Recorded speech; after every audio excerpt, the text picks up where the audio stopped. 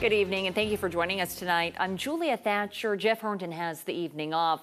We are continuing to learn more about the 5 men involved in the murder-suicide from Sunday in South Wichita. KSN's Peyton Steiner talked to friends and neighbors and a co-worker to one of the victims. Julia, only one neighbor I spoke to would go on camera. It's an example of how raw emotions still are hours after police discovered the 5 men shot dead. The only person anyone would talk about was Terry Mayer. Everyone I spoke to say they want their friend remembered for how he lived, not the devastating way he died. You can feel it in the air.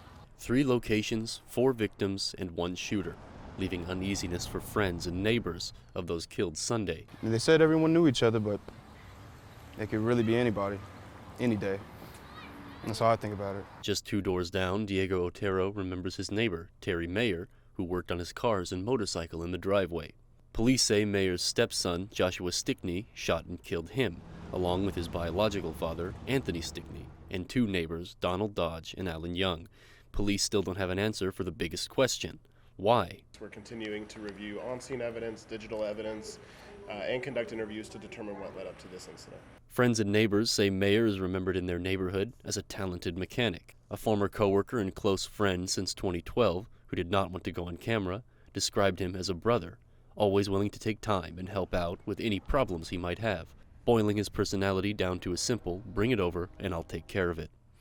Another friend knew him for more than 40 years, saying, "He taught me how to drive stick, change my oil, engine swaps, to ride a motorcycle. I'm heartbroken by his passing.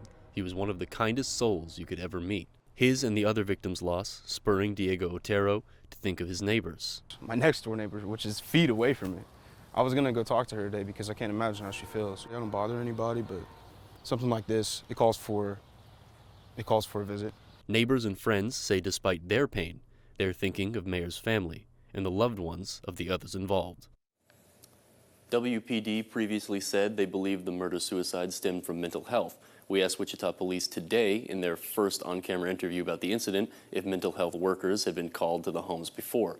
They said they are still gathering information, but at this point, they do not have information to confirm that. Police are remaining tight-lipped about detail. We have the brief timeline they shared at KSN.com. Here for you, Peyton Steiner, KSN News 3.